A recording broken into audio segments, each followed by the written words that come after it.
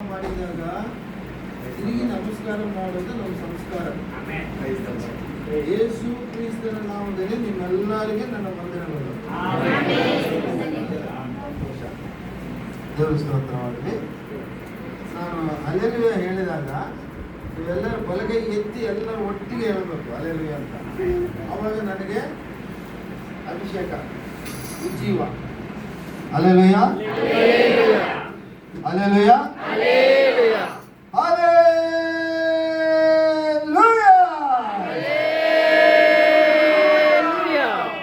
ನಾವು ಹೀಗೆ ಹೇಳೋದು ಹಳ್ಳಿಗಳಲ್ಲಿ. ನಮ್ಮನ್ನು ಹಲ್ಲೆಲೂಯನವರು ಅಂತ ಹೇಳ್ತಾರೆ. ಹಲ್ಲೆಲೂಯಾ ಇದ್ದಾರೋ ಇಲ್ಲ ನನಗೆ ಗೊತ್ತಿಲ್ಲ. ಹಲ್ಲೆಲೂಯಾ ಯಾರು ಹೇಳೋದಿಲ್ಲ. ಕೆಲವು ಸಭೆಗಳಲ್ಲಿ ಅಲ್ಲಿ ಹೋಗಿದ್ದೀನಿ. ಹಲ್ಲೆಲೂಯಾ ಹೇಳೋದಕ್ಕೆ ಬೇರೆ ಹೇಳ್ರಿ ಸರ್ ಅಂತ ಹೇಳಿದಾಗ ವಾಕ್ಯ ಹೇಳ್ಬೇಕಾದ್ರೆ ನಾನು ಮಾತನ್ನು ಮರೆತು ಅವರೆಲ್ಲರಿಂದ ಹಲ್ಲೆಲೂಯಾ ಹೇಳಿಸಿರ್ತೀನಿ. ಅವ್ರ ಕಡೆ ಹಲ್ಲೆಲೂಯಾ ಹೇಳಿರ್ತಾರೆ. ದೇವರಿಗೆ ಸ್ತೋತ್ರವಾಗಲಿ. ಮತ್ತೆ ದೇವರಿಗೆ ಸ್ತೋತ್ರವಾಗಲಿ. ನನಗೆ ಕೊಟ್ಟಿರೋ ಸಮಯ ಇನ್ನೂ ಆರಂಭವಾಗಿಲ್ಲ. ಆದರೆ ನಾವೇನಂದ್ರೆ ವಾಕ್ಯ ಹೇಳಕ್ ಕೊಟ್ಟರೆ ನಮ್ಮ ಹಳ್ಳಿಗಳಲ್ಲಿ 3 ಗಂಟೆ ವಾಕ್ಯ ಹೇಳಬೇಕು. ಎಷ್ಟು ಗಂಟೆ ಕೇಳಿಸ್ಕೊಳ್ತಾರ? ಅಯ್ಯೋ ವಾಸ್ತವ ಇನ್ನೊಂದು ಸರ್ ನಮ್ಗೆ ಕರೆಯಲ್ಲ. ಅಮೇರಿಕಾದಲ್ಲಿ ವಾಕ್ಯ ಹೇಳಕ್ ಕೊಟ್ರೆ ಬೆಲ್ ಇಟ್ಟಿರ್ತಾರಂತ. ವಾಕ್ಯ ಹೇಳ್ತಾ ಹೋಗ್ಬೇಕು. ಬೆಲ್ ಹೊಡೆದಾಗ ಕೂತ್ಕೋಬೇಕು. ಬೆಲ್ ಕ್ರಾಸ್ ಮಾಡೋದ್ರೆ ಇನ್ನೊಂದ್ಸರಿ ಕರೆಯಲ್ಲ. ಯಾವ್ದು ಬೇಕು ಚಾಯ್ಸ್. ಮೆಡ್ರಾಸಲ್ಲಿ ಒಂದು ಚರ್ಚ್ ಐತಿ. ಆ ಚರ್ಚ್ ಹೆಸರು gates of the heaven. Church ಹೆಸರೇನು? Gates of the heaven. ಅಂದ್ರೇನು? ಪರಲೋಕದ ಬಾಗಿಲುಗಳು. ವಾಕ್ಯ ಹೇಳಕ್ ಕರೆದು ದೊಡ್ಡ ಚರ್ಚು ಬಹಳ ಸಮಯ ಕೊಡ್ತಾರೆ ಇಲ್ಲಿ ವಾಕ್ಯ ಹೇಳಕ್ಕಂತ ಅಂದ್ಕೊಂಡೆ 10 ನಿಮಿಷ ಕೊಡೋದು. 10 ನಿಮಿಷದಲ್ಲಿ ವಾಕ್ಯ ಮುಗಿಸ್ಬೋದು. ದೊಡ್ಡ ಚರ್ಚು 2000 ಮಂದಿ ಕೂತಿದ್ದಾರೆ. ಅವ್ರಿಗೆ 10 ನಿಮಿಷ ಆಯ್ತು. ಹೋಗಿದ್ದೀನಿ, ವಾಕ್ಯ ಹೇಳಿದ್ದೀನಿ. 10 ನಿಮಿಷ ವಾಕ್ಯ ಹೇಳಿದ್ದೀನಿ. 10 ನಿಮಿಷ ಚಪ್ಪಾಳಿ ಹೊಡೆದು 10 ನಿಮಿಷ ನನಗೆ ಕೊಟ್ಟಿದ್ದೀನಿ. ಇನ್ನೂ ಸ್ವಲ್ಪ ಹೇಳ್ತಿದ್ದ. ಚಪ್ಪಾಳಿ ಹೊಡೆಯೋ ಸಮಯ ನನಗೆ ಕೊಟ್ಟಿದ್ದೆ. ಆಗಲಿ, ದೇವ್ರ ಚಿತ್ತ. ಹಲ್ಲೆಲೂಯಾ. ಇದು ಬೇಕು ರೆಸ್ಪಾನ್ಸಿಬಿಲಿಟಿ. ಈಗ ನಾವೆಲ್ಲರೂ ಸೇರಿ ಬಂದಿದ್ವಿ. ಯಾತಕ್ಕೆ ಬಂದಿದ್ವಿ? ಆಶೀರ್ವಾದ. ರೈಟ್. ಇನ್ನು ಯಾರು ಹೇಳೋದಿಲ್ಲ. ಇನ್ನು ಯಾತಕ್ಕೆ ಬಂದಿ ನಾವು? ದೇವರನ್ನ ಪ್ರಾರ್ಥನೆ ಮಾಡಿ ಸೇವಕರು ಕುಟುಂಬವನ್ನು ಆಶೀರ್ವದಿಸಿ. ಇನ್ನು ನನ್ಗೆ ಉತ್ತರ ಸಿಕ್ಕಿಲ್ಲ, ಅದಕ್ಕೆ ಕೇಳ್ತಾ ಇದ್ದೀನಿ. ಯಾಕೆ ನಾನೇ ಹೇಳ್ಬಿಡ್ತೀನಿ. ಸಮಯ ನನಗೆ ಕೊಟ್ಟಿರೋ ಸಮಯ ನಿಮ್ಗೆ ಸಿಗೋ ಮೆಸೇಜ್ ಸಿಗಲ್ಲ. ಯಾಕೆ ಬಂದಿದ್ವಿ ನಾವು ಅಂದ್ರೆ, ನಾವೆಲ್ಲರೂ ಸೇರಿ ಬಂದಿರೋದು ಯಾಕೆ ಬಂದಿದೀವಿ ಅಂದ್ರೆ, ಹುಟ್ಟಿದ ಮಗು ಅವನು ಹುಟ್ಟಿ 25 ವರ್ಷಗಳಾಗಿದೆ. 25ನೇ ಹ್ಯಾಪಿ ಬರ್ತ್ಡೇ. ಬೈಬಲ್ನಲ್ಲಿ ಜುಬಿಲಿ ಅಂತ ಒಂದು ಮಾತೈತಿ. ಜುಬಿಲಿ ಏನು? ಜುಬಿಲಿ. 25 ವರ್ಷಗಳಿಗೆ ಸಿಲ್ವರ್ ಜುಬಿಲಿ, 50 ವರ್ಷಗಳಿಗೆ ಗೋಲ್ಡನ್ ಜುಬಿಲಿ, ಮತ್ತೆ ಮುಂದೆ 75 ವರ್ಷಗಳಿಗೆ ಡೈಮಂಡ್ ಜುಬಿಲಿ, 100 ವರ್ಷಗಳಿಗೆ ಪ್ಲಾಟಿನಂ ಜುಬಿಲಿ. Centenary celebrations. ದೇವರಿಗೆ ಸ್ತೋತ್ರವಾಗಲಿ. ಒಂದೇ 2 3 ಕೈಗಳೆತ್ತಿ. ಕೈ ಮರ್ತು ಬಂದಿರ? ಕೈ ಇದೆ ಅಂತ ಹೇಳಿ ಮರ್ತು ಹೋಗ್ಬಿಟ್ರ? ದೇವರಿಗೆ ಸ್ತೋತ್ರವಾಗಲಿ. ಸಂತೋಷ. ಮಗು ಹೆಸರು ಬರ್ತ್ಡೇ ಬೇಬಿ, ಬರ್ತ್ಡೇ ಬಾಯ್ ಜಾನ್ ಪ್ರಭು ಕುಮಾರ್. ಇಲ್ಲಿ ಕಾಣಿಸ್ತಾ ಇದೆ ಪಾಪ. ನಿನಗಾಗಿ ಇವತ್ತು ನೀನು ಜಾನ್ ಪ್ರಭು ಅಲ್ಲ, ಇವತ್ತು ಮೋಸ ಆಗುವಂತ ಕೊಡು. ದೇವರ ಸ್ತೋತ್ರವಾಗಲಿ. ಬಹಳ ಸಂತೋಷ. ಆತನು ಹುಟ್ಟಿ 25ನೇ ವರ್ಷದ ಜನ್ಮದಿನದ ಆಚರಣೆಗಾಗಿ, ಈ ಆಚರಣೆಯಲ್ಲಿ, ಈ ಸಂಭ್ರಮೆಯಲ್ಲಿ ನಾವೆಲ್ಲರೂ ಭಾಗಿ ಆಗಲಿಕ್ಕಾಗಿ ಬಂದಿದ್ದೀವಿ. 2ನೇ ಮಾತು. 1ನೇ ಮಾತು ಏನಂದ್ರೆ, ದೇವರು ಆ ಮಗನ ಜೀವನದಲ್ಲಿ, ದೇವರು ಆ ಕುಟುಂಬದಲ್ಲಿ, ದೇವರು ಈ ಸಭೆಯಲ್ಲಿ ತಾನು ಮಾಡಿದ ಎಲ್ಲ ಮೇಲು ಉಪಕಾರಗಳಿಗಾಗಿ, ಎಲ್ಲ ಮಾಡಿದ ಅದ್ಭುತ ಆಶ್ಚರ್ಯ ಸ್ವಸ್ಥತ ಕಾರ್ಯಗಳಿಗಾಗಿ ನಾವು ದೇವರಿಗೆ ಕೃತಜ್ಞತೆಗಳನ್ನು ಸಲ್ಲಿಸಲಿಕ್ಕಾಗಿ ಬಂದಿದ್ದೀವಿ. ಹೌದಲ್ವಾ? ಗರ್ಭಫಲ ಕೆಲವರು ಹೊಟ್ಟೆಲೆ ಮಗು ಸತ್ತೋಗ್ಬಿಡ್ತದೆ, ಹುಟ್ಟಿದ ತಕ್ಷಣ ಸತ್ತೋಗ್ಬಿಡ್ತಾರೆ. ಒಂದನೇ ದಿನ, ಒಂದನೇ ತಿಂಗಳು, ಒಂದನೇ ವರ್ಷ, ಎಷ್ಟೋ ವರ್ಷಗಳಲ್ಲಿ ಎಷ್ಟೋ ಮಂದಿ ಮಕ್ಕಳು ಸತ್ತೋಗ್ಬಿಟ್ಟಾರೆ. ಸಂತಾನ ಮತ್ತೆ ಆಗಿಲ್ಲ ಕೆಲವರಿಗೆ. ಇನ್ನು ಕೆಲವರು ಮಕ್ಕಳು ಆಗ್ಬೇಕು ಅಂತ ಲಕ್ಷ ಗಟ್ಟಲೆ ಖರ್ಚು ಮಾಡ್ತಾ ಇದ್ದಾರೆ, ಮಕ್ಕಳೇ ಹುಡ್ತಾ ಇಲ್ಲ. ಆದ್ರೆ ಐನವರು ಪೀಟರ್ ಬಾಬು ಬಿಷಪ್ ಐನವರು ಅಮ್ಮನವರನ್ನ ದೇವರು ಜೊತೆಪಡಿಸಿ ಅವರಿಬ್ಬರನ್ನು ಪ್ರೀತಿಸಿ ಅದು ಕೊಟ್ಟಿದ್ದ ಚೊಚ್ಚಲ ಮಗು ಅಲ್ಲಯ್ಯ ಕೊಟ್ಟಿದ್ದಕ್ಕಾಗಿ ದೇವರು ಸ್ತೋತ್ರ ಸಲ್ಲಿಸಬೇಕು. ನಾವೆಲ್ಲರೂ ಕೂಡ ಕಾಣಿಕೆ ಕೊಡೋಣ. ಇದೇನು ಕಾಣಿಕೆಪ್ಪ? ಬರ್ತ್ಡೇ ದಿನ ಏಸಪ್ಪನಿಗೆ ನಾವು ಕಾಣಿಕೆ ಕೊಡೋಣ. ಏಸಪ್ಪ ಆ ದಂಪತಿಗಳಿಗೆ ಚೊಚ್ಚಲ ಮಗವನ್ನು ಕೊಟ್ಟಿದ್ದಕ್ಕಾಗಿ ದೇವ್ರಿಗೊಂದ್ಸರಿ ಚಪ್ಪಾಳಿ ಹೊಡೆಯೋಣ ಎಲ್ಲರೂ.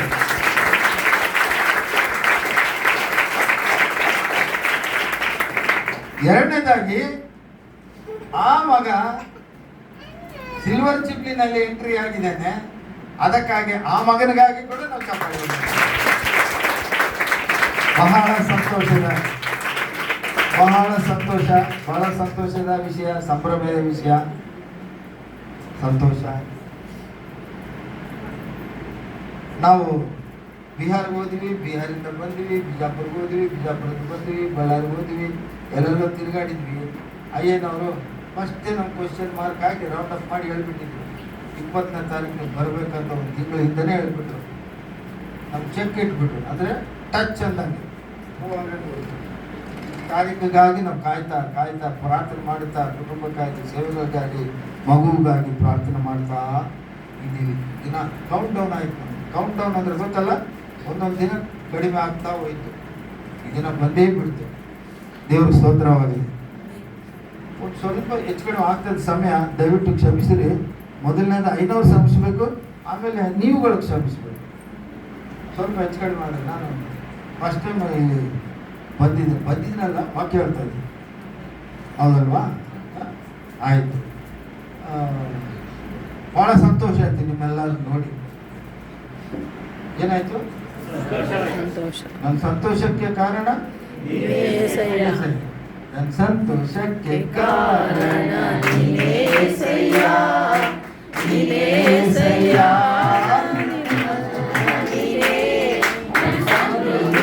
ಕಾರಣ ನೀನೇಸಯ್ಯ, ನೀನೇಸಯ್ಯ,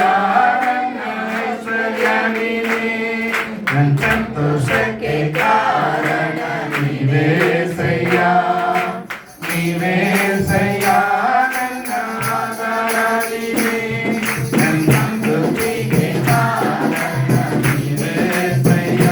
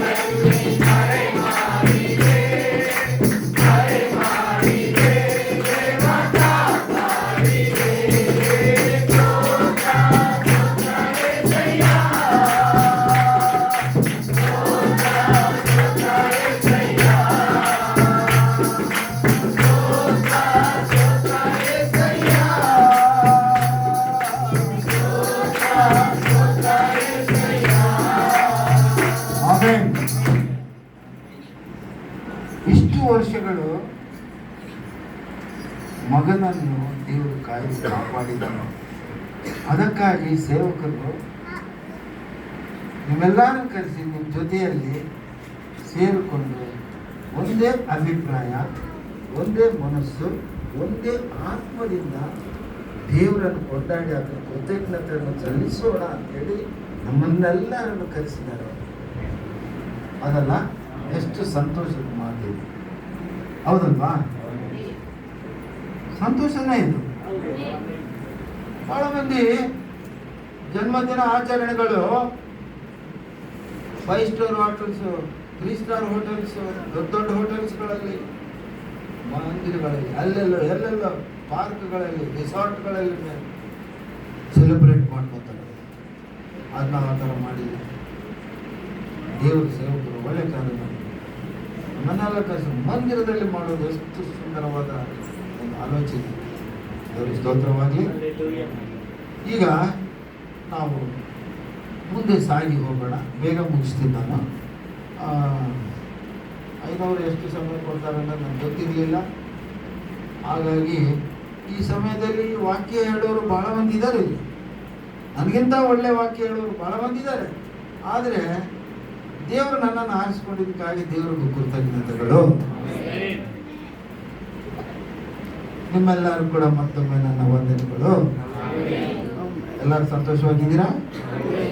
ಕೆಲವು ಮುಖಗಳು ಸಂತೋಷವಾಗಿ ಕಾಣಿಸ್ತಾ ಇದ್ದಾರೆ, ಕೆಲವು ಮುಖಗಳು ಏನೋ ಒಂದು ದಿಗ್ಭ್ರಮೆಯಲ್ಲಿ ಬಂದಿದ್ದಾರೆ ಅಂತ ಕಾಣಿಸ್ತಾ ಇದೆ. ನಿಮ್ಮ ದಿಗ್ಭ್ರಮೆ, ನಿಮ್ಮ ಚಿಂತೆ, ನಿಮ್ಮ ಎಲ್ಲ ಕಷ್ಟ ನಷ್ಟ ಸಂಕಷ್ಟಗಳನ್ನು ಆ ಕಡೆ ಬದಿಗಿಟ್ಬಿಡಿ.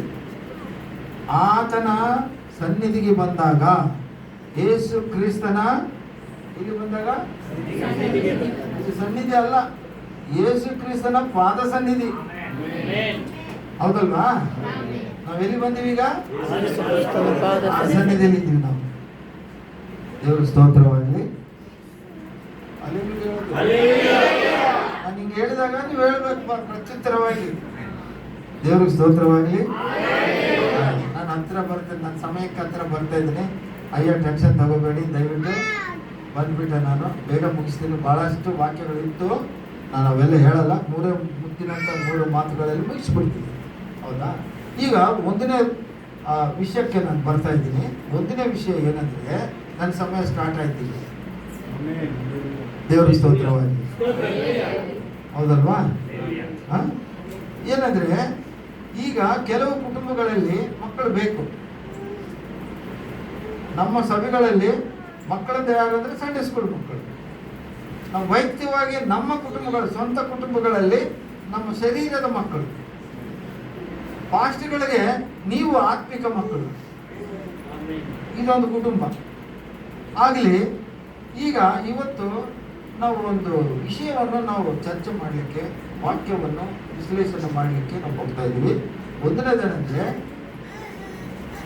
ಮೋಶೆ ದೊಡ್ಡವನಾದಾಗ, ಯಾರು ಆದಾಗ, ಇವತ್ತಿಗೆ ನಾವು ಮಗನನ್ನು ಮೋಶೆ ಅಂತ ತಿಳ್ಕೊಳ್ಳೋಣ. ನೀನು ತಿಳ್ಕೊಳ್ಬೇಕು, ಮೋಶೆ ಗುಣಗಳು ನಿನ್ನಲ್ಲಿ ಬರಬೇಕು. ಯಾರಲ್ಲಿ ಬರಬೇಕು? ಬರ್ತ್ಡೇ ಬೇಬಿಯಲ್ಲಿ ಮೋಶೆ ಗುಣಗಳು ಬರಬೇಕು, ನಿಮ್ಮೆಲ್ಲರಲ್ಲಿ ಬರಬೇಕು. ಹೆಣ್ಣಾಗಲಿ ಗಂಡಾಗಲಿ ಎಲ್ಲರಲ್ಲಿ ಮೋಶೆ ಗುಣಗಳು ಬರಬೇಕು. ಬಹಳ ಸಂತೋಷ. ಇಲ್ಲಿ ಮಕ್ಕಳು ಬೇಕು ಅನ್ನೋರು ಸುಮ್ಮನೆ ಹಂಗೆ ಮಕ್ಕಳು ಬೇಕು ಅಂತ ಹೇಳಿ ಮಕ್ಕಳು ಪಡ್ಕೊಂಡು ಗಾಳಿಗೆ ಬಿಟ್ಬಿಡ್ತಾರೆ ಮಕ್ಕಳನ್ನು. ಹಾಗಿರುತ್ತೆ. ತಂದೆ ತಾಯಿಗಳಿಗೆ ಹಾಗೂ ಸಭಿಕರಿಗೆ ಹಾಗೂ ಯೌವನಸ್ಥ ಮಕ್ಕಳಿಗೆ ದೇವರು ಮಾತಾಡಲಿಕ್ಕೆ ಉಂಟು. ಇವತ್ತು ಒಂದು ವಿಷಯ ಹೇಳ್ತೀವಿ. ನಾವು ಸೇವೆಯಲ್ಲಿ ಹೋಗ್ತೀವಿ, ಒರಿಸ್ಸದಲ್ಲಿ ಹೋಗ್ತೀವಿ, ಅಡವಿಯಲ್ಲಿ ಹೋಗ್ತೀವಿ. ಗಂಡ ಹೆಂಡತಿ ಇರ್ತಾರೆ, ಮಕ್ಕಳು ಇರ್ತಾರೆ. ಅಲ್ಲಿ ಮಾಯ ಮಾಟ ಮಂತ್ರ ಮಾಡಿಸ್ತಾರೆ. ಅಲ್ಲಿ ಏನಂದ್ರೆ ಮಂತ್ರದಿಂದ ಮನುಷ್ಯನ ಸಾಯಿಸ್ಬಿಡ್ತಾರೆ. ಗಂಡ ಹೆಂಡತಿ ಚೆನ್ನಾಗಿ ಬಾಳ್ತಿರ್ತಾರೆ, ಆ ಗಂಡನನ್ನು ಸಾಯಿಸ್ಬಿಡ್ತಾರೆ. ಆಗ ಮಕ್ಕಳು ಇರ್ತಾರೆ. ಕೆಲವು ದಿನ ಅಂತ ನಾವು ಸತ್ತೋದ್ಮೇಲೆ ಗಂಡನ ಮರ್ತೋಗ್ಬಿಡ್ತಾಳೆ ಅವರು. ಆಮೇಲೆ ಮಕ್ಕಳು ಕೂಡ ಮರ್ತೋಗ್ಬಿಡ್ತಾಳೆ. ಯಾರೋ ಇನ್ನೊಂದು ಗಂಡನ ಜೊತೆ ಮಾಡ್ಕೊಂಡು ಮಕ್ಕಳ ಅಡವಿಯಲ್ಲಿ ಬಿಟ್ಟೋಗ್ಬಿಡ್ತಾರೆ. ಹಂದಿ, ನಾಯಿ, ಕುರಿ, ಮರಿ, ಆ ಥರ ಯಾವ ಮಕ್ಕಳು ಗಾಳಿಗೆ, ಬಿಸಿಲಿಗೆ, ಮಳೆಗೆ ಬಿಟ್ಟೋಗ್ಬಿಡ್ತಾರಲ್ಲ, ಆ ಥರ ಬಿಟ್ಟೋಗ್ಬಿಡ್ತಾರೆ. ಆ ಮಕ್ಕಳು ಹೆಂಗೆ ಬೇಕಾಗ್ತದೆ? ದೊಡ್ಡವರಾಗಬೇಕೀಗ ಯೋಚನೆ ಮಾಡಿ. ಆ ಥರ ನಾವು ಬದುಕ್ತಾ ಇದ್ದೀವ? ಇಲ್ಲ. ನಾವು ಹೇಗೆ ಬದುಕ್ತಾ ಇದ್ದೀವಿ ಅಂದರೆ, ನಾವು ಮಕ್ಕಳಾಗಬೇಕು, ಮಕ್ಕಳು ಒಳ್ಳೆಯ ವಿದ್ಯಾವಂತರಾಗಬೇಕು, ಪ್ರಯೋಜಕರಾಗಬೇಕು, ಸಮಾಜದಲ್ಲಿ ತಂದೆ ತಾಯಿಗೆ ಒಳ್ಳೆಯ ಹೆಸರು ತರೋ ಮಕ್ಕಳಾಗಬೇಕು. ನಾನು ಯಾರಿಗಾರ ಮಕ್ಕಳಿಗೆ ಪ್ರಾರ್ಥನೆ ಮಾಡಿ ಅಂದರೆ ನಾನು ಏನು ಮಾಡ್ತೀನಿ ಅಂದರೆ, ಇವರು ಚಿಕ್ಕಂದಿನಿಂದಲೇ ಯೆಹೋವನ ಭಯದಲ್ಲಿ ಬೆಳೆದು ದೊಡ್ಡವರಾಗಿ ತಂದೆ ತಾಯಿಗೆ ಒಳ್ಳೆಯ ಹೆಸರು ತರುವ ಮಕ್ಕಳಾಗಿ, ಕ್ರಿಸ್ತನಿಗೆ ಪ್ರತಿಷ್ಠೆ ತರುವ ಮಕ್ಕಳಾಗಿ ಕಾಯ್ದು ಕಾಪಾಡು ತಂದೆ ಅಂತ ಪ್ರಾರ್ಥನೆ ಮಾಡಿ. ಯಾವ ಮಕ್ಕಳಾಗಿ? ಭಿಕ್ಷುಕರು ಬಂದರೆ ಅದೇ ಪ್ರಾರ್ಥನೆ, ಶ್ರೀಮಂತರು ಕೋಟೀಶ್ವರರು ಬಂದರೆ ಅದೇ ಪ್ರಾರ್ಥನೆ. ಹಾಗಾಗಿ ನಾವೆಲ್ಲರೂ ಏನು ಬಯಸ್ತೀವಿ ಅಂದರೆ, ನಮ್ಮ ಮಕ್ಕಳು ಬೆಳೆದು ಏನಾಗಬೇಕು? ದೊಡ್ಡವರಾಗಬೇಕು. ಮಕ್ಕಳು ಹುಟ್ಟಿದ ಮೇಲೆ ಏನಾಗಬೇಕು? ಅವರು ದೊಡ್ಡವರಾಗಬೇಕು ಅಂದರೆ ಅವರು ಕೆಟ್ಟವರಾಗಬೇಕಾ? ಒಳ್ಳೆಯವರಾಗಬೇಕಂದ್ರೆ ಈಗ ಎರಡು ಪಾಯಿಂಟ್. ಈಗ ನಮಗೆ ಸಂತಾನ ಆಗಬೇಕು ಅಂತ ಪ್ರಾರ್ಥಿಸ್ತೇವೆ, ನಾವು ದಿನನಿತ್ಯ ಪ್ರಾರ್ಥನೆ ಮಾಡ್ತಾ ಇರ್ತೀವಿ. ಸಂತಾನ ಅಂದರೆ ನೀವು ಈಗ ಮನುಷ್ಯರು ಕೂಡ ಸಂತಾನ ಕೊಡ್ತಾ ಇದ್ದಾರೆ ಇತ್ತೀಚೆಗೆ. ಇಂಜೆಕ್ಷನ್ ಮೂಲಕ ಸಂತಾನಗಳಾಗ್ತಾ ಇದೆ. ಅದು ಎಷ್ಟುವರೆಗೆ ಜಯ ಕೊಡ್ತದೋ ಗೊತ್ತಿಲ್ಲ. ಆದರೆ ಸಂತಾನ ಕೊಡಬೇಕು, ಆ ಭಾಗ್ಯ ಕೊಡಬೇಕು, ತಂದೆಯಾದ ದೇವರು ಕೊಡಬೇಕು. ಯಾರು ಕೊಡಬೇಕು? ತಂದೆಯಾದ ದೇವರೇ ಕೊಡಬೇಕು. ಆ ದೇವರು ಕೊಡುವಾಗ ಆ ಮಗ ಬೆಳೆಯುವಾಗ ಇನ್ನೊಂದು ಶಕ್ತಿ, ದುಷ್ಟ ಶಕ್ತಿ ಇದೆ, ದುರಾತ್ಮನ ಶಕ್ತಿ ಇದೆ, ಸಾತಾನ ಶಕ್ತಿ ಇದೆ. ಅವನು ಕೂಡ ಏನ್ ಮಾಡ್ತಾನೆ ಅಂದ್ರೆ, ಹುಟ್ಟಿದ ಮಗುವನ್ನು ಕೆಡಿಸಲಿಕ್ಕೆ ಪ್ರಯತ್ನ ಮಾಡ್ತಾನೆ. ಹುಟ್ಟಿದ ದಿನದಿಂದಲೇ ಪ್ರಯತ್ನ ಮಾಡ್ತಾನೆ.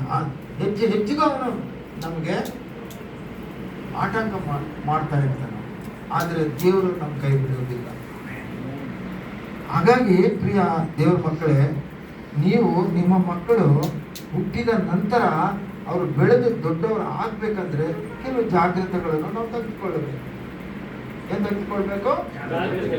ಈಗ ನಾವು ವಾಕ್ಯಕ್ಕೆ ಹೋಗುವಾಗ ವಾಕ್ಯ ಏನ್ ಹೇಳ್ತಂದ್ರೆ, 127ನೇ ಕೀರ್ತನೆಯಲ್ಲಿ 3ನೇ ವಚನ ತಿಳ್ಕೊಳ್ತೀನಿ.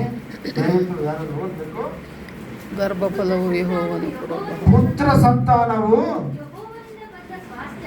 ಯೆಹೋವನಿಂದ ಬಂದ ಸ್ವಾಸ್ಥ್ಯವು, ಗರ್ಭಫಲವು ಆತನ ಬಹುಮಾನವೇ. ಇದು ನಾವು ವಿಶ್ಲೇಷಣೆ ಮಾಡಬೇಕಂದ್ರೆ, ಸ್ವಾಸ್ಥ್ಯ ಅಂದ್ರೆ ಪುತ್ರರು, ಗಂಡು ಮಕ್ಕಳು. ಸ್ವಾಸ್ಥ್ಯ ಅಂದ್ರೆ ಗಂಡು ಮಕ್ಕಳು. ಇಂಗ್ಲಿಷ್ ನಲ್ಲಿ ಹೇಳ್ಬೇಕಂದ್ರೆ ಅದನ್ನ ಇಮ್ಮೂವಬಲ್ ಪ್ರಾಪರ್ಟಿ. ಮನೆ ಜಾಗ ಬಿಲ್ಡಿಂಗ್ ಒಂದು ಕಡೆಯಿಂದ ಒಂದು ಕಡೆ ಹೋಗ್ತಾವೋ? ಇಲ್ಲ, ಹೋಗೋದಿಲ್ಲ. ಪುತ್ರರು ಕೂಡ ಹಾಗೆ, ತಂದೆ ತಾಯಿ ಎಲ್ಲಿರ್ತಾರೆ ಅಲ್ಲೇ ಇರ್ತಾರೆ. ಮಕ್ಕಳು ಎಲ್ಲಿಗೆ ಬೇರೆ ಕಡೆ ಹೋಗಂಗಿಲ್ಲ. ಅದೇ ಗರ್ಭಫಲ ಅಂದ್ರೆ ಹೆಣ್ಮಗಳು ಅಂದ್ರೆ ಹಣ, ಬಂಗಾರ, ಬೆಳ್ಳಿ, ವಜ್ರ ಒಂದು ಕಡೆಯಿಂದ ಇನ್ನೊಂದು ಕಡೆ ಹೋಗ್ತದೆ ಇಲ್ಲ, ಇದು ಹೋಗ್ತದೆ ಇಲ್ಲ. ಅದು ಮೂವಬಲ್ ಪ್ರಾಪರ್ಟಿ. ಹೆಣ್ಣು ತಂದೆ ಮನೆಗೆ ಬಿಟ್ಟು ಮತ್ತೆ ಯಾವ ಮನೆಗೆ ಹೋಗ್ತಾಳೆ? ಗಂಡನ ಮನೆಗೆ. ಎಷ್ಟು ಚೆನ್ನಾಗಿ ಹೇಳ್ತಾರಪ್ಪ, ವೆರಿ ಗುಡ್. ಹೌದಲ್ವಾ? ಮತ್ತೆ ಒಂದು ಕಡೆಯಿಂದ ಇನ್ನೊಂದು ಕಡೆ ಹೋಗೋರನ್ನ ಏನಂತಾರೆ? Movable property. ಸ್ವಾಸ್ಥ್ಯ ಅಂದ್ರೆ ಗಂಡು ಮಕ್ಕಳು. ಸ್ವಾಸ್ಥ್ಯ ಅಂದ್ರೆ ಗಂಡು ಮಕ್ಕಳು. ಗರ್ಭಫಲ ಅಂದ್ರೆ ಹೆಣ್ಣು ಮಕ್ಕಳು. ವಾಕ್ಯ ಏನ್ ಹೇಳ್ತದೆ? ಪುತ್ರ ಸಂತಾನ ಯೆಹೋವನಿಂದ ಬಂದಂತ ಸ್ವಾಸ್ಥ್ಯವು, ಪರ್ಮನೆಂಟ್ ಪ್ರಾಪರ್ಟಿ. ಈಗ ಹೆಣ್ಣು ಮಕ್ಕಳ ಗರ್ಭಫಲ ಅಯ್ಯನವರಿಗೆ ಸ್ವಾಸ್ಥ್ಯನೂ ಕೊಟ್ಟಿದ್ದಾರೆ ದೇವರು, ಗರ್ಭಫಲನೂ ಕೊಟ್ಟಿದ್ದಾರೆ. ಧನ್ಯರು. ಅಲ್ಲೆಲ್ಲೂಯಾ. ಅಯ್ಯನವರು ಧನ್ಯರು. ಹೇಳ್ಬೇಕು, ಅಯ್ಯನವರು ಧನ್ಯರು. ನಮಗೆ ಧನ್ಯತೆ ಇಲ್ಲ. ನಮ್ಗಿಬ್ರು ಗಂಡು ಮಕ್ಕಳು ಕೊಟ್ಟಿದ್ದಾರೆ ದೇವರು, ಗಂಡು ಮಕ್ಕಳು ಕೊಟ್ಟಿಲ್ಲ. ನೀವೇ ನಮ್ಮ ಅಲ್ಲೆಲ್ಲೂಯಾ. ಶರೀರ ಮಕ್ಕಳಿಗಿಂತಲೂ ಆತ್ಮಿಕ ಮಕ್ಕಳು ಪ್ರೀತಿ ಜಾಸ್ತಿ. ದೈವಜನರು ವಾಕ್ಯ ಹೇಳ್ತದೆ,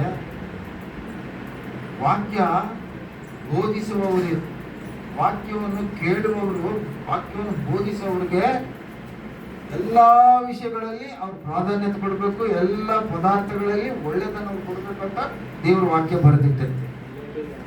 ಹಾಗಾಗಿ ನಿಮ್ಮನ್ನ ಹಗಲಿರುಳು ಕಾಯ್ಕೊಂಡು ಕಾಪಾಡಿಕೊಂಡು ಹೋಗುವಂತ ತಂದೆ ತಾಯಿಗಳು, ಆತ್ಮೀಕ ತಂದೆ ತಾಯಿಗಳು, ಅವರು ಚೆನ್ನಾಗಿರ್ಬೇಕು, ಅವ್ರಿಗೆ ದೇವರ ಆರೋಗ್ಯ ಕೊಡಬೇಕು, ಆಯುಷ್ ಕೊಡಬೇಕು, ಔಷಧಿ ಕೊಡಬೇಕು. ನೀವೆಲ್ಲರೂ ನಿತ್ಯ ಪ್ರಾರ್ಥನೆ ಮಾಡಬೇಕು. ದೇವ್ರ ಸ್ತೋತ್ರವಾಗಿ ಸಬ್ಜೆಕ್ಟಿಗೆ ಬರ್ತದೆ negative aspect and positive aspect. ಸೈತಾನ ಏನ್ ಮಾಡ್ತದೆ, ನಮ್ಮನ್ನು ಬಿಡಿಸ್ಲಿಕ್ಕಾಗಿ, ಮಕ್ಕಳನ್ನ ಕೆಡಿಸ್ಲಿಕ್ಕಾಗಿ ಬರ್ತದೆ. ಆದರೆ ದೇವರು ಎಂದಿಗೂ ಕೈ ಬಿಡುವ ದೇವರು ಅಲ್ಲವೇ ಅಲ್ಲ. ಆತನು ಕಾಯುವ ದೇವರು, ಕಾಪಾಡುವ ದೇವರು. ಅಲ್ಲಲ್ವಿಯ ಕಾಯುವ ದೇವರು, ಕಾಪಾಡುವ ದೇವರು. ಇವತ್ತು ದೇವರು ನಮಗೆ ಏನ್ ಕೊಟ್ಟಾನಂತೆ, ಬಹುಮಾನ ಕೊಟ್ಟಾನ. ವಾಕ್ಯದಲ್ಲಿ ಏನೈತೆ, ಬಹುಮಾನ ಕೊಟ್ಟಾನೆ. ಗರ್ಭಫಲವು ಅಂದ್ರೆ ಮಕ್ಕಳು ಕೊಡೋದು ಸುಮ್ಮನೆ ಕೊಟ್ಟು ಒರಿಸ್ಸಾ ಅಡವಿಯಲ್ಲಿ ಮಕ್ಕಳ ಅಡವಿಯಲ್ಲಿ ಬಿಟ್ಟು ಹೋಗ್ಬಿಡ್ತಾಳಲ್ಲ ತಾಯಿ, ಆ ತರ ಕೊಟ್ಟಿಲ್ಲ ದೇವರು. ಅದನ್ನು ಬಹುಮಾನವಾಗಿ ಕೊಟ್ಟಿದ್ದಾನೆ ನಮಗೆ. ಯಾವ ರೀತಿ ಕೊಟ್ಟಿದ್ದಾನೆ, ನೀವು ರೆಸ್ಪಾಂಡ್ ಮಾಡಬೇಕು. ನಾನು ಕೇಳಿದಾಗ ಏನಾಗಿ ಕೊಟ್ಟಿದ್ದಾನೆ ನಮ್ಗಾತ, ಬಹುಮಾನವು. ಮಕ್ಕಳು ದೇವರು ಕೊಡುವ ಬಹುಮಾನವು. ಈಗ ಆಟ ಓಟ ಪಂದ್ಯ ಕಾಂಪಿಟೇಷನ್ ಎಲ್ಲದರಲ್ಲಿ ಏನ್ ಮಾಡ್ತಾರೆ ಅಂದ್ರೆ ಪ್ರೈಸ್ ಕೊಡ್ತಾರೆ. ಪ್ರೈಸ್ ಕೊಟ್ಟಿದ್ದು ಅಲ್ಲೇ ಬಿಟ್ಟು ಬಂದ್ಬಿಡ್ತೀರಾ? ಸರಿ, ಯಾವ್ದೋ ಸರ್ಟಿಫಿಕೇಟ್ ಕೊಟ್ರೆ ಅಲ್ಲೇ ಬಿಟ್ಟು ಬಂದ್ಬಿಡ್ತೀರಿ. ಏನೋ ಪಾತ್ರೆ ಒಂದು ಡಬ್ಬಿ ಕೊಟ್ರೆ ಅಲ್ಲೇ ಬಿಟ್ಟು ಬಂದ್ಬಿಡ್ತೀರಿ ಅಂತ ತಿಳ್ಕೊಂಡು. ಒಂದು ವಜ್ರದ ಒಂದು ಉಡುಗೊರೆನ ಕೊಟ್ರು, ಏನ್ ಮಾಡ್ತೀರಿ?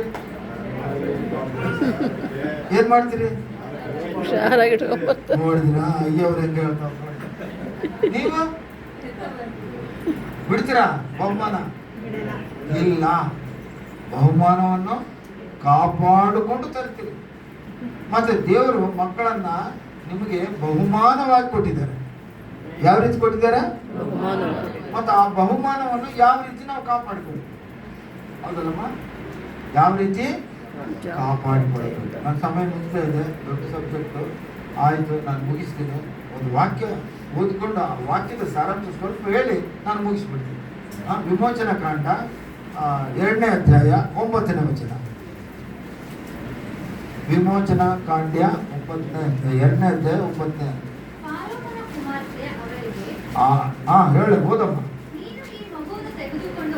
ನೀನು ಈ ಮಗುವನ್ನು ತೆಗೆದುಕೊಂಡು ಹೋಗಿ ನನಗೋಸ್ಕರ ಸಾಕಮ್ಮ,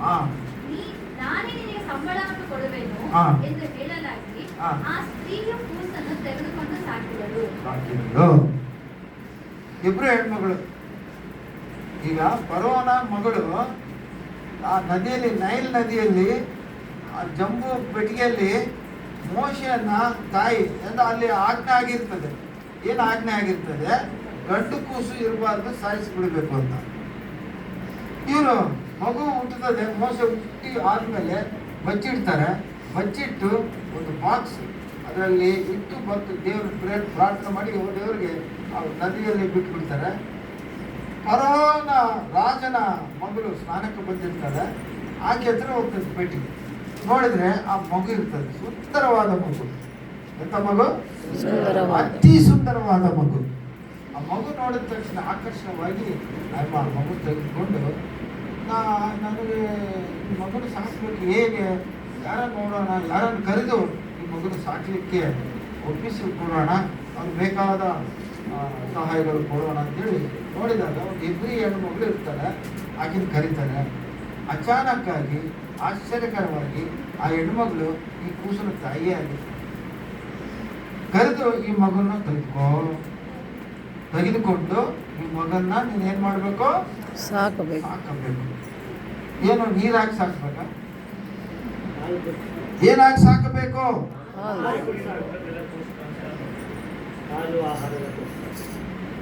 ತಂದೆ ತಾಯಿಗಳು ಮಕ್ಕಳನ್ನ ಎಷ್ಟು ಜೋಪಾನ ಮಾಡ್ತಾರೆ, ಎಷ್ಟು ಚೆನ್ನಾಗಿ ಸಾಕ್ತಾರೆ ಅಂದರೆ, ತಂದೆ ತಾಯಿಗಳು ಒಳ್ಳೆಯವರಾಗಿರ್ತಾರೆ.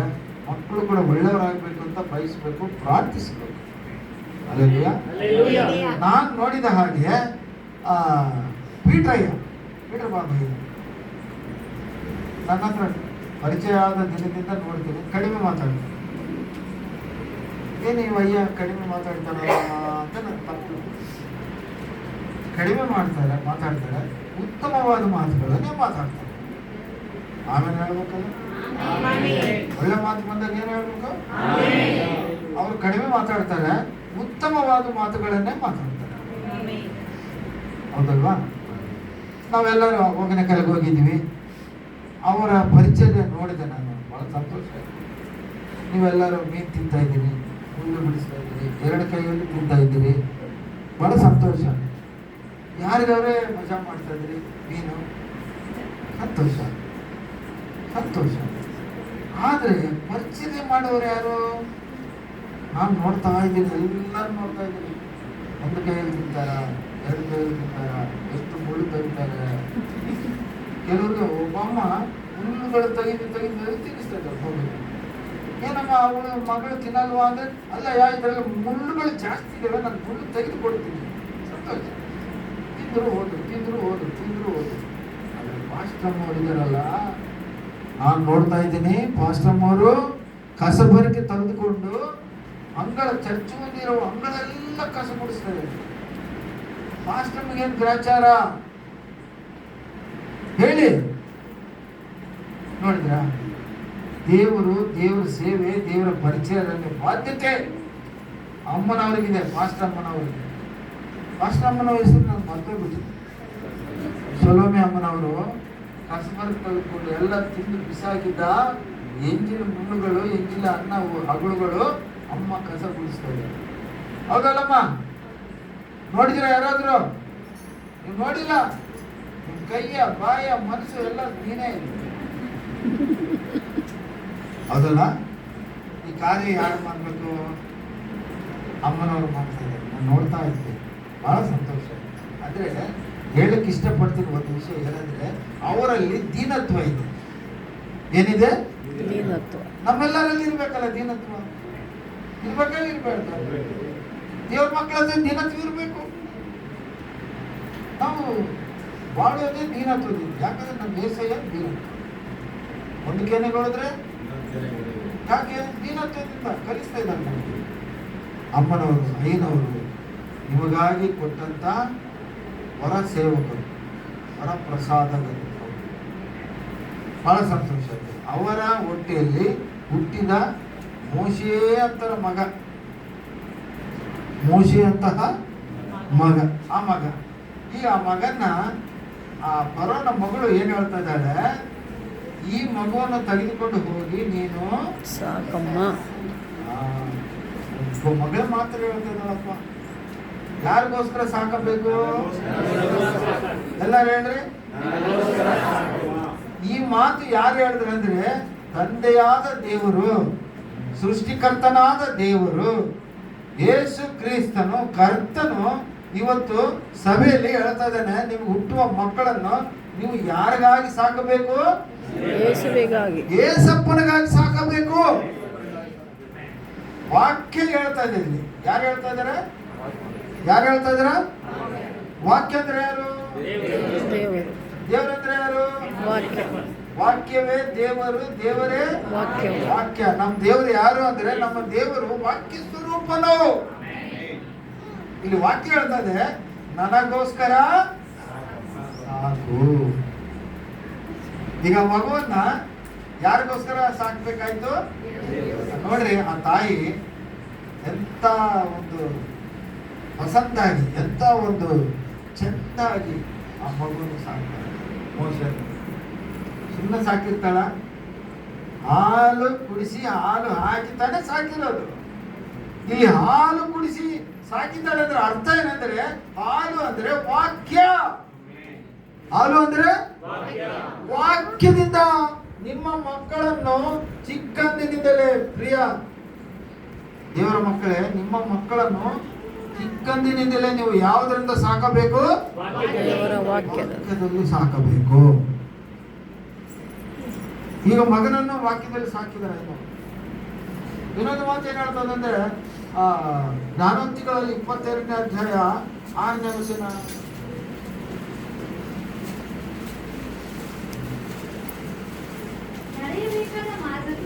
ನಡೆಯಬೇಕಾದ ಮಾರ್ಗಕ್ಕೆ ತಕ್ಕಂತೆ ಹುಡುಗನನ್ನು ಶಿಕ್ಷಿಸು, ಮುಪ್ಪಿನಲ್ಲಿ ಹೊರೆಯಾಗುವನು. ಓರೆಯಾಗನು ಆಗನು ಆಗುವನ ಆಗನ ಆಗನು. ಆಗನು ಅದ ಅರ್ಥದಲ್ಲಿ ಪ್ರಿಯ ದೈವ ಜನರೇ, ದೇವರ ಪ್ರೀತಿಯ ಮಕ್ಕಳೇ, ನಿಮ್ಮ ಮಕ್ಕಳನ್ನು ಚಿಕ್ಕಂದಿನಿಂದಲೇ ಹಾಲು ಕುಡಿಸಿ ಬೆಳೆಸ್ತಿದ್ದೀರಿ ಅಂದ್ರೆ ಅರ್ಥ ಏನಂದ್ರೆ ವಾಕ್ಯದಿಂದ ಮಕ್ಕಳನ್ನ ಸಾಕಬೇಕು.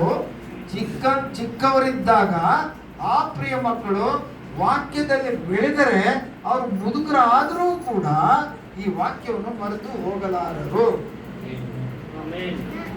ಯಾವ್ದ್ರಲ್ಲಿ ಸಾಕ್ಬೇಕು ನಾವು?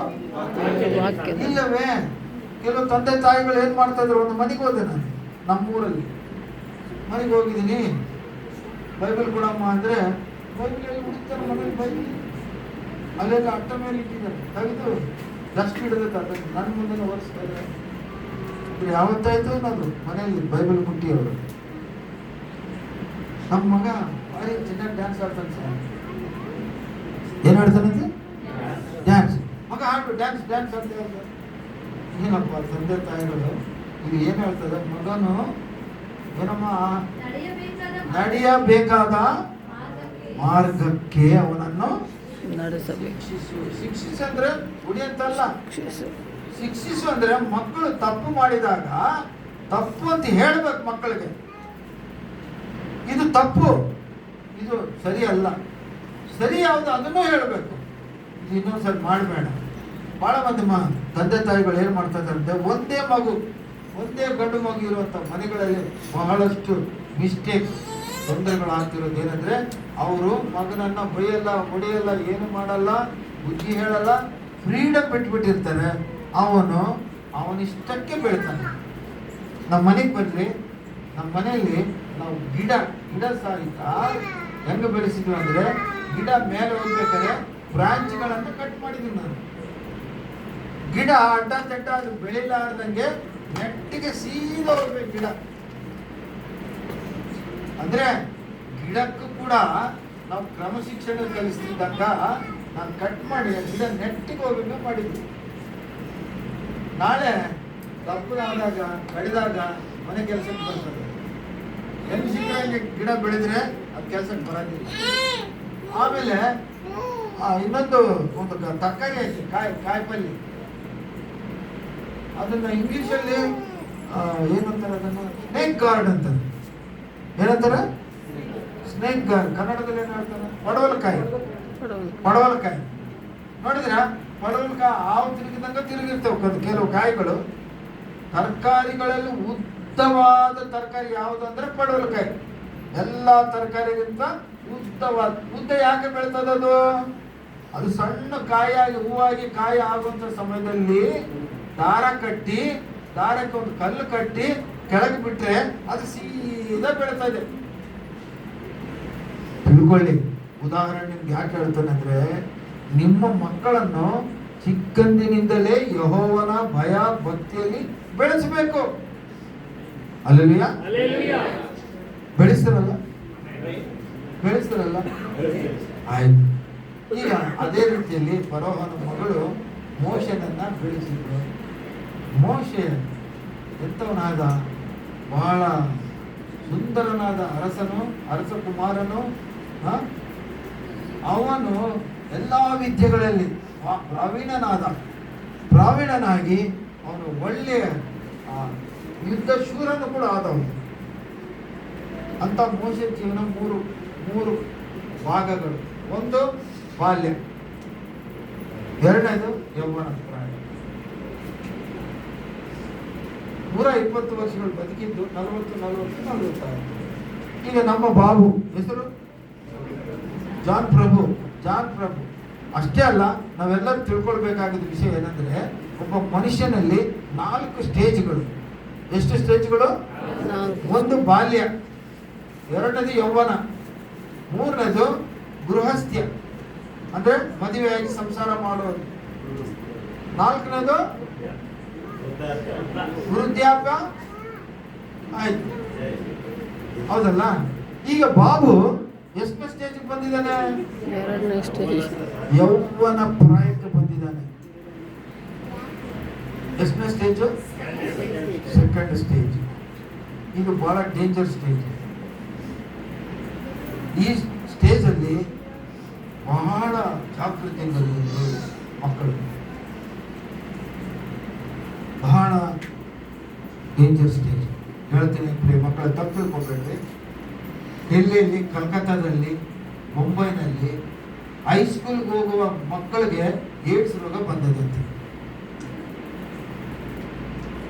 ಇದು ನಿಜ, ನೀವು ಬೇಕಾದ್ರೆ ಗೂಗಲಲ್ಲಿ ಸರ್ಚ್ ಮಾಡಿ. ಚಿಕ್ಕ ಮಕ್ಕಳಿಗೆ ಏಡ್ಸ್ ರೋಗ ಬಂದದಂದ್ರೆ ಅವ್ರು ಯಾವ ರೀತಿ ಬೆಳೆದಿರ್ತಾರೆ, ಯಾವ ರೀತಿ ಬೆಳೆಸಿರ್ತಾರೆ ಅವ್ರನ್ನ. ಚಿಕ್ಕ ಮಕ್ಕಳು, ನಮ್ಮ ಮಕ್ಕಳು, ದೇವರ ಮಕ್ಕಳು ಆ ಥರ ಆಗ್ಬಾರ್ದು.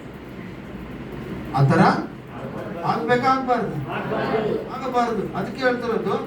ಈಗ ಇವರು ಸಿಲ್ವರ್ ಜುಬ್ಲಿ ಬಂದಿದ್ದಾರೆ. ಎಲ್ಲಿ ಬಂದಿಯಪ್ಪ?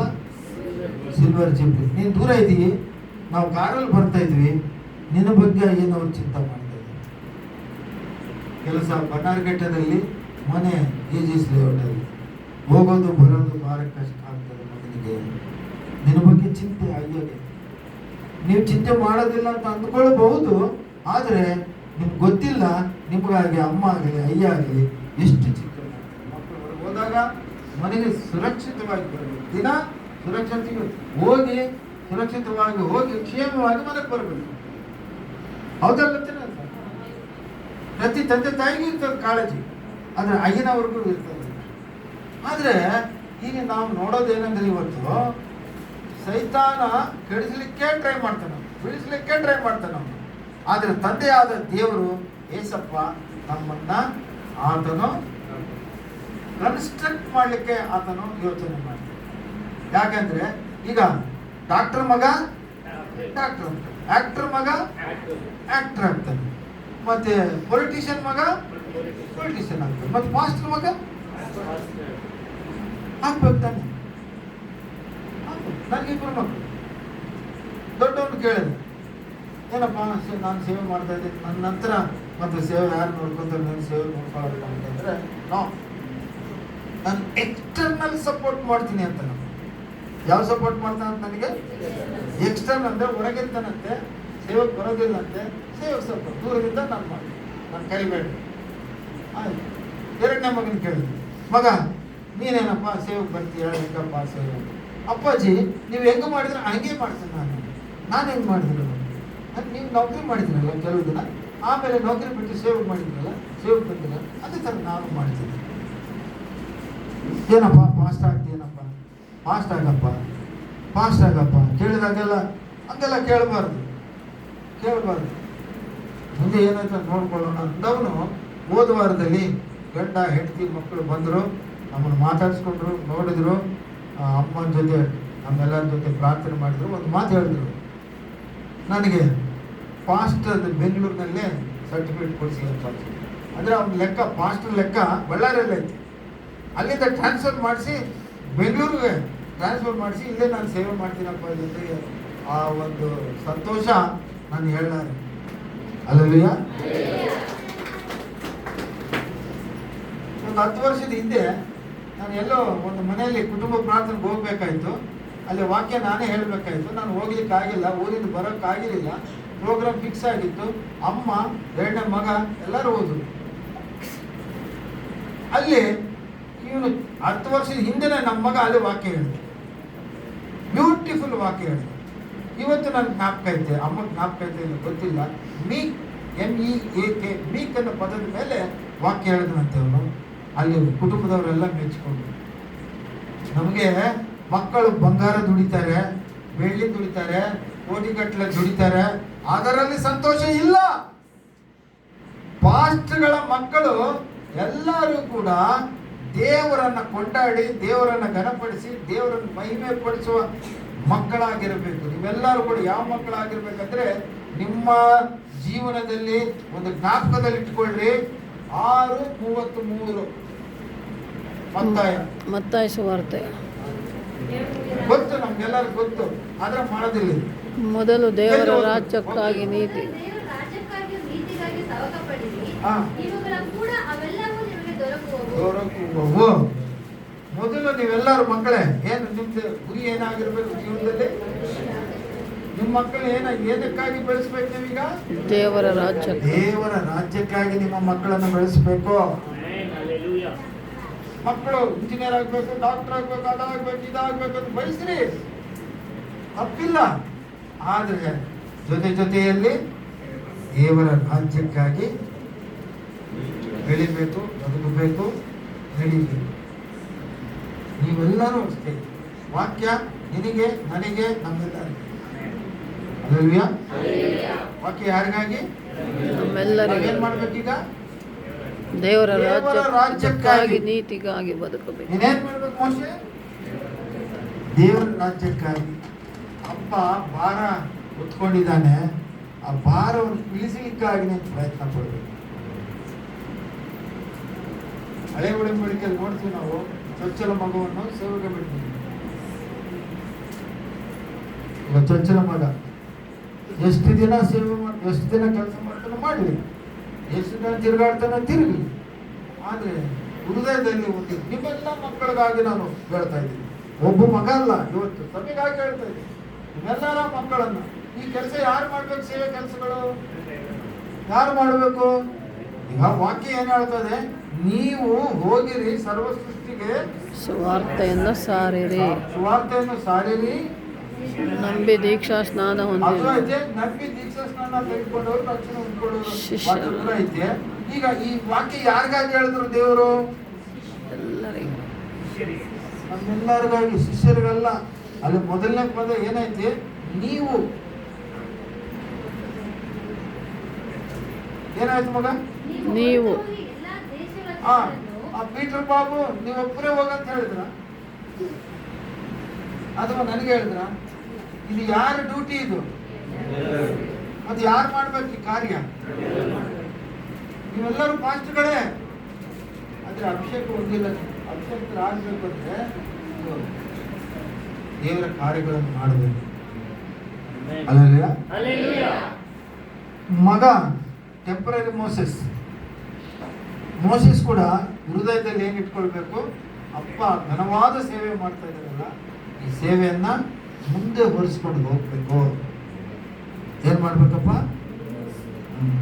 ನನಗೊಂದು ಚಿಂತೆ ಆಗಿತ್ತು. 80 ವರ್ಷ ಅಂತಾರ, ನನಗೆ ವಯಸ್ಸು ಬಂತು, ಅಮ್ಮನಿಗೆ 70 ವರ್ಷ ವಯಸ್ಸು ಬಂತು. ಎಲ್ಲರೂ ಕೇಳ್ತಾರೆ, ಸರ್ ನೀವು ಆದ್ಮೇಲೆ ಯಾರು ತಯಾರು ಮಾಡಿದ್ರಿ? ನೀವು ಆದ್ಮೇಲೆ ಯಾರು ತಯಾರು ಮಾಡಿದ್ರಿ? ನನ್ನ ಕೈಯಲ್ಲಿ ಆತ್ಮೀಯ ಮಕ್ಕಳ ಮೇಲೆ ನಾನು ಗುರಿ ಇಟ್ಟಿದ್ದೀನಿ. ಸ್ವಂತ ಶರೀರದ ಮಕ್ಕಳ ಮೇಲೆ ಗುರಿ ಇಲ್ಲ. ಅವನು ಎಕ್ಸ್ಟರ್ನಲ್ ಸಪೋರ್ಟ್ ಅಂತಾನೆ, ಅವನು ಇಂಟರ್ನಲ್ ಸಪೋರ್ಟ್ ಅಂತಾನೆ, ಏನೋ ಸಪೋರ್ಟ್ ಇರ್ತಾನೆ, ಗೊತ್ತಾಗ್ಬೋದು. ಅಯ್ಯ ದೇವ್ರ ಮಕ್ಕಳೇ, ಈ ಕಾರ್ಯ ನಿಂತ್ಕೋಬಾರ್ದು, ನಡಿಬೇಕು. ಅಯ್ಯವ್ರು ಮಾಡ್ತಿರೋ ಸೇವೆ ಕಾರ್ಯ ನಿಂತ್ಕೋಬೇಕಾ, ನಡಿಬೇಕಾ? ನಡಿಬೇಕು. ನಿಮ್ಗೆ ಗೊತ್ತಿಲ್ಲ ಪ್ರಿಯ ಮಕ್ಕಳೇ, ಅಯ್ಯನವರ ಜೀವನದಲ್ಲಿ, ಸೇವಾ ಜೀವನದಲ್ಲಿ ಎಷ್ಟು ಕಷ್ಟ ನಷ್ಟಗಳು, ಅವಮಾನಗಳು, ಅಪನಿಂದೆಗಳು ಎಲ್ಲ ಅನುಭವಿಸಿದ್ದಾರೆ. ನನಗೆ ಗೊತ್ತು, ಯಾಕಂದ್ರೆ ನಾನು ಅನುಭವಿಸಿದ್ದೆ. ಮೇಲ್ನೋಟಕ್ಕೆ ಅಯ್ಯವರು ಚೆನ್ನಾಗಿ ಕಾಣಿಸ್ತಾರೆ, ಎಲ್ಲರ ಹತ್ರ ಚೆನ್ನಾಗಿ ಮಾತಾಡ್ತಾರೆ. ಆದ್ರೆ ಅವ್ರ ಹೃದಯದಲ್ಲಿರುವಂಥ ಸೇವೆ ಬಂದ ಇರುವಂಥ ನೋವು, ಅದನ್ನು ಯಾರು ತಗೊಳ್ಳಿಕ್ಕೆ ಸಾಧ್ಯವಿಲ್ಲ. ನೀವು ತಗೊಳ್ಬೇಕು. ಅಲ್ಲಲ್ಲಿಯ Hallelujah. ಯಾರು ತಗೊಳ್ಬೇಕು? ನಾವು ತಗೋಬೇಕು. ತಗೊಳ್ಬೇಕು. ಹಾಗೂ ಕುಟುಂಬದಲ್ಲಿರುವಂತಹ ಮಕ್ಕಳು ಕೂಡ ಅಯ್ಯ ಅಮ್ಮ ಮಾಡುವ ಸೇವೆಗಳನ್ನು ಅವರು ಕೂಡ ತಗೊಳ್ಬೇಕು. ಹಾಗೆ ಮೋಶನನ್ನ ಆ ತಾಯಿ ಬರೋನ ಮಗಳು ಹಾಲು ಕೊಟ್ಟು ಬೆಳೆಸಿದ್ರು, ದೊಡ್ಡವನಾಗಿ ಮಾಡಿ. ಏನ್ ಕೊಟ್ಟು ಬೆಳೆಸಿದ್ರು? ಹಾಲು ಅಂದ್ರೆ ಇಲ್ಲಿ ವಾಕ್ಯ. ಹಾಲು ಅಂದ್ರೆ ವಾಕ್ಯದಿಂದ ಬೆಳೆಸಿದ್ರು, ದೊಡ್ಡವನಾಗಿ ಮಾಡಿದ್ರು. ದೇವರ ಭಯ ಭಕ್ತಿಯಲ್ಲಿ ಬೆಳೆದು ಆದ ಮೇಲೆ ಅವನು ಜ್ಞಾನೋದಯ ಆಯಿತು. ಒಂದು ವಿಷಯ ಜ್ಞಾನೋದಯ, ನಮಗೂ ಜ್ಞಾನೋದಯ ಆಗಬೇಕು. ಅದು ಏನಂದ್ರೆ, ರಾಜಭೋಗಗಳನ್ನು ಅನುಭವಿಸಿದಕ್ಕಿಂತಲೂ ಅವನು ಬೇಕಾಗಿದ್ರೆ ಮೋಶೆಗೆ 1000 ಮಂದಿ ಹೆಂಡತಿಯರನ್ನು ಮದುವೆ ಆಗಬಹುದಿತ್ತು. ಹೆಂಡತಿಯರು ಮದುವೆ ಆಗ್ಬೇಕು. ಹೆಂಡತಿಯರು ಆಗ್ಬೇಕಾ ಹೆಂಡತಿಯರು ಮದುವೆ ಆಗ್ಬೇಕು? ಹೆಂಡತಿಯರು ಆಗ್ಬಹುದಿತ್ತು. ಸೊಲೊಮೋನಿಗೆ ಎಷ್ಟು ಮಂದಿ ಹೆಂಡತಿಯರು? 300 ಮಂದಿ ಪತ್ನಿಯರು, 700 ಮಂದಿ ಉಪಪತ್ನಿಯರು. ಎಷ್ಟು ಮಂದಿ ಆದರು? 1,000 ಹೆಂಡತಿಯರು. ಮತ್ತೆ ಮೋಶೆ ಬೇಕಾದ್ರೆ ಕೂಡ 1,000 2,000 ಹೆಂಡತಿಯರು ಆಗ್ತಿದ್ರು. ಆದ್ರೆ ಮೋಶೆ ಜ್ಞಾನ ಏನಾಯ್ತು ಅಂದ್ರೆ, ಯೆಹೋವನ ಭಯಭಕ್ತಿಯಲ್ಲಿ ಬೆಳೆದ ಕಾರಣ, ಚಿಕ್ಕಂದಿನಿಂದಲೇ ವಾಕ್ಯದಲ್ಲಿ ಬೆಳೆದ ಕಾರಣ ಅವನೇನ್ ತಿಳ್ಕೊಂಡಂದ್ರೆ, ಈ ರಾಜ ಭೋಗಗಳು, ಈ ಸುಖ ಭೋಗಗಳು ಇವೆಲ್ಲವೂ ಕೂಡ ಶಾಶ್ವತವಾದದ್ದು ಅಲ್ಲ. ಪ್ರಿಯ ದೇವ್ರ ಮಕ್ಕಳೇ, ನೀವು ಅರ್ಥ ಮಾಡ್ಕೊಳ್ಬೇಕು, ತಿಳ್ಕೊಳ್ಬೇಕು. ಹಾಗೂ ಇವತ್ತಿನ ಬರ್ತ್ಡೇ ಬೇಬಿ ತಿಳ್ಕೊಳ್ಬೇಕು, ನೀನು ಲೋಕವನ್ನು ಪ್ರೀತಿಸಬೇಡ. ದೇವ್ರ ವಾಕ್ಯ ಹೇಳ್ತದೆ ಎಲ್ಲಿ? 1 ಯೋಹಾನ 2ನೇ ಅಧ್ಯಾಯ 15ನೇ ವಚನ. ಲೋಕವನ್ನಾಗಲಿ ಲೋಕದಲ್ಲಿರುವವರನ್ನಾಗಲಿ ಪ್ರೀತಿಸಬೇಡಿರಿ. ಲೋಕವನ್ನಾಗಲಿ ಲೋಕದಲ್ಲಿರುವವರನ್ನಾಗಲಿ ಪ್ರೀತಿಸಬೇಡಿರಿ. ನಿಮಗೆ ಹೇಳ್ತಾ ಇದ್ದಾನೆ ದೇವರು ವಾಕ್ಯ ಸ್ವರೂಪ. ನಾವು ಯಾವನಾದರೂ ಲೋಕವನ್ನು ಪ್ರೀತಿಸಿದರೆ ತಂದೆಯ ಮೇಲಣ ಪ್ರೀತಿಯು ಅವನಲ್ಲಿಲ್ಲ. ಇಲ್ಲ. ಅಲ್ಲಿಗೆ ಸಾಕೋಣ.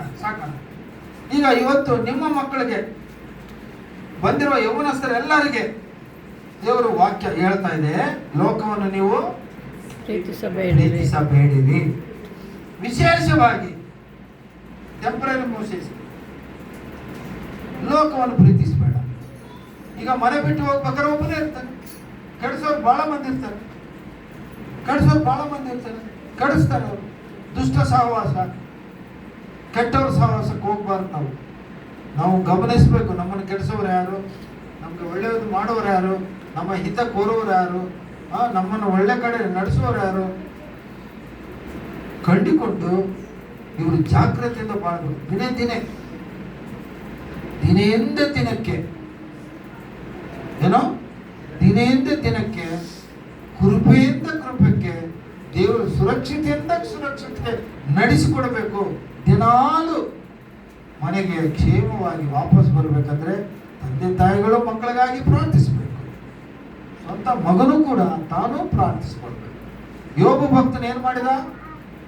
1ನೇ ಅಧ್ಯಾಯದಲ್ಲಿ ಬರೆಯಲ್ಪಟ್ಟಿದೆ 4-5 ವಚನಗಳಲ್ಲಿ. ಏನಂದ್ರೆ, ದಿನಾಲು ತನ್ನ ಮಕ್ಕಳಿಗಾಗಿ ಬೆಳಗಿನ ಜಾವದಲ್ಲಿ ಏನ್ ಮಾಡ್ತಿದ್ದ? ಪ್ರಾರ್ಥಿಸ್ತಿದ್ದ. ನಾನು ದಿನಾಲು ನಮ್ಮ ಮಕ್ಕಳಿಗಾಗಿ, ಆತ್ಮೀಯ ಮಕ್ಕಳು ಎಲ್ಲರಿಗಾಗಿ ಪ್ರಾರ್ಥಿಸ್ತೀನಿ. ಪ್ರಾರ್ಥನೆ ಮಾಡಬೇಕು. ತಂದೆ ತಾಯಿಗಳು ನೀವೆಲ್ಲರೂ ಕೂಡ ನಿಮ್ಮ ಮಕ್ಕಳಿಗಾಗಿ ಪ್ರಾರ್ಥಿಸಿ. ಹೇಳೋದು ಬೇಕಾಗಿಲ್ಲ. ಅಮ್ಮ ಸಲೋಮಿ ಇದಲ್ಲ, ಅಮ್ಮ ಸಲೋಮಿ ಬಿಟ್ರಯ್ಯ ಇವರು ಕೂಡ ಮಕ್ಕಳಿಗಾಗಿ ಪ್ರಾರ್ಥಿಸ್ತಾರೆ. ಆತ್ಮೀಯ ಮಕ್ಕಳು ಎಲ್ಲರಿಗಾಗಿ ಕೂಡ ಪ್ರಾರ್ಥಿಸ್ತಾರೆ. ಅವರ ಪ್ರಾರ್ಥನೆಯ ಫಲ ಇವತ್ತು ನೀವೆಲ್ಲರೂ ಸಂತೋಷವಾಗಿದ್ದೀರಿ, ಸುಖವಾಗಿದ್ದೀರಿ. ನೀವೆಲ್ಲರೂ ಕೂಡ ದೇವರಲ್ಲಿ ಆನಂದವಾಗಿದ್ದೀರಿ. ಅದು ಮುಖ್ಯ. ಹಾಗಾಗಿ ದೇವರು ಇವತ್ತು ವಾಕ್ಯದಲ್ಲಿ ನಮ್ಗೆ ಏನು ಮಾತಾಡ್ತಾ ಇದ್ದಾರೆ, ಮೋಶೆ ತಿಳ್ಕೊಂಡ ಯಾವುದು ಪರ್ಮನೆಂಟು, ಯಾವುದು ಟೆಂಪರರಿ, ಯಾವುದು ಸುಖ ಶಾಶ್ವತವಾಗಿರುವುದು, ಯಾವುದು ಸುಖ ಅಲ್ಲಿಗೆ ಖತಮ್ ಆಗ್ಬೋದು, ಅಲ್ಲಿಗೆ ಎಂಡ್ ಆಗ್ಬೋದು. ಮೋಶೆ ತಿಳ್ಕೊಂಡ ಇಲ್ಲಿ ರಾಜ ಮನೆತನದಲ್ಲಿ ಬೆಳೆದು ಸುಖ ಭೋಗಗಳನ್ನು ಅನುಭವಿಸಿದಕ್ಕಿಂತಲೂ ದೇವರ ಮಕ್ಕಳ ಜೊತೆ ಕಷ್ಟವನ್ನು ಅನುಭವಿಸೋದೇ ಶ್ರೇಷ್ಠ ಅಂತ ತಿಳ್ಕೊಂಡ. ಹಲ್ಲೆಲೂಯಾ. ಏನ್ ತಿಳ್ಕೊಂಡ? ದೇವರ ಮಕ್ಕಳ ಜೊತೆ ಕಷ್ಟ ಅನುಭವಿಸೋದೇ. ಸೇವೆಯಲ್ಲಿ ಏನ್ ಕಷ್ಟಗಳು ಬರ್ತಾವಲ್ಲ ಅವುಗಳನ್ನು ನಾವು ಅನುಭವಿಸೋದೇ ಒಳ್ಳೇದು, ಶ್ರೇಷ್ಠ ಅಂತ ತಿಳ್ಕೊಂಡ. ಮೋಶೆನ ಅರ್ಥ ಬಹಳ ಒಳ್ಳೇದಾಗಿದೆ, ಬಹಳ ಚೆಂದಾಗಿದೆ, ಬಹಳ ಸಂತೋಷವಾಗ್ತದೆ ನೆನೆಸ್ಕೊಂಡ್ರೆ. ಹಾಗಾಗಿ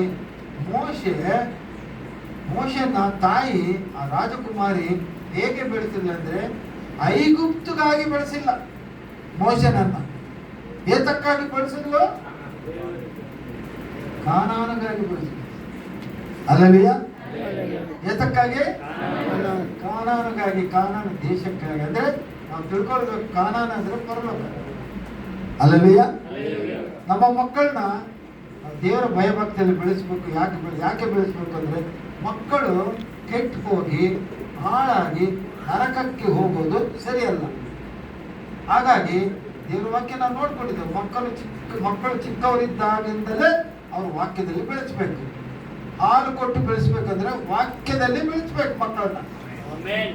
ಹಾಗಾಗಿ ಬೆಳೆದು ದೊಡ್ಡವರಾದಾಗ ದೇವರನ್ನು ಮರೆಯೋದಿಲ್ಲ, ಪರಿಶುದ್ಧವಾದ ಮಾರ್ಗವನ್ನು ಮರೆಸೋದಿಲ್ಲ, ಮಾರ್ಗವನ್ನು ತಿಳಿಸಬೇಕು. ಯಾವ ಮಾರ್ಗ?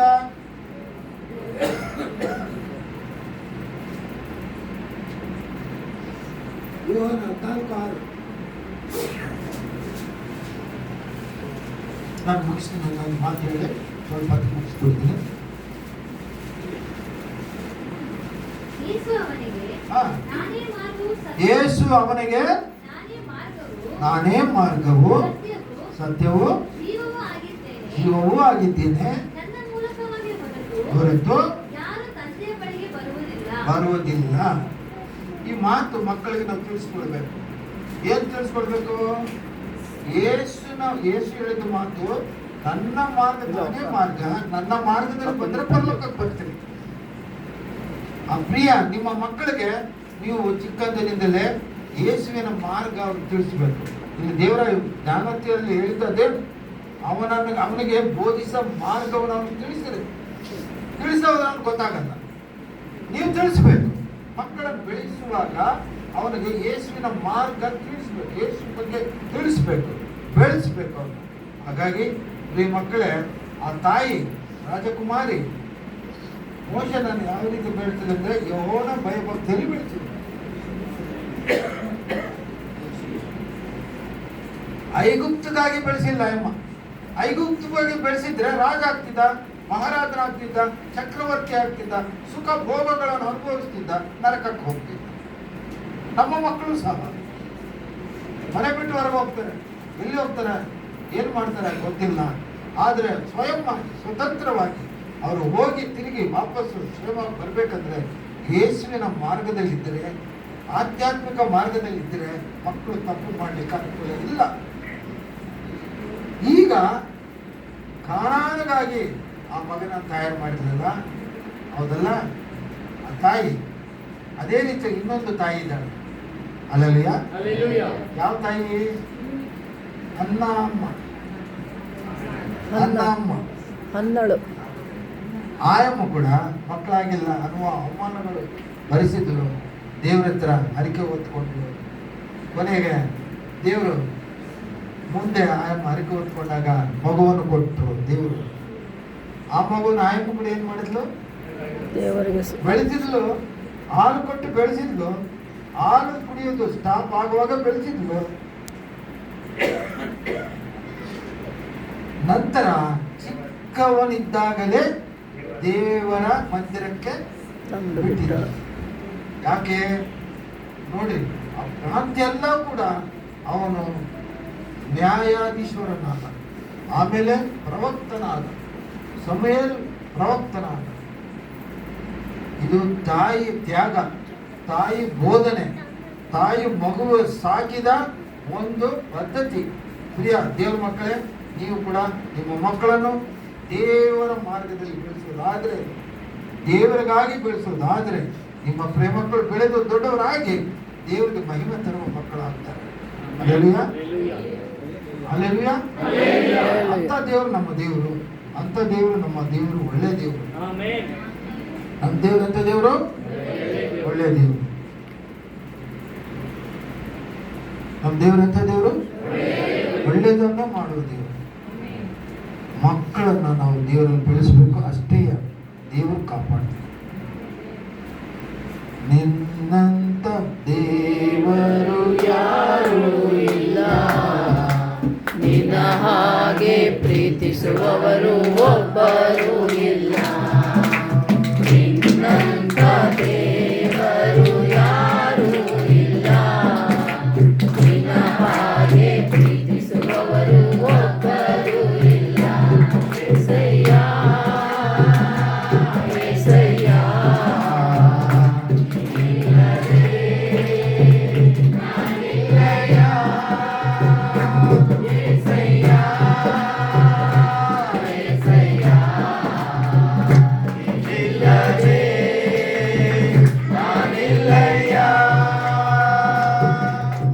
ನಿನ್ನಂತ